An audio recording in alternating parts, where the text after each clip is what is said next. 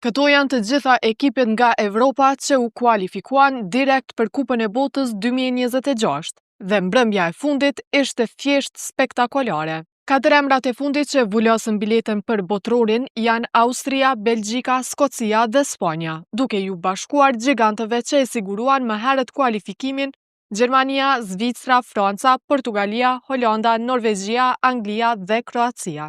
Belgjika dha shfaqje të pastër futbolli ofensiv, duke shkatruar Liechtensteinin 7-0. Për Spanjën presioni ishte minimal, por loja ishte dramatike. Spanja, kampione e Evropës, barazoi 2-2 me Turqinë. Pastaj erdhi skena e madhe, aty ku zemra e futbollit rrite më fort. Skocia në kërkim të botrorit të parë që nga viti 1998 përjetoi natën më epike të dekadës.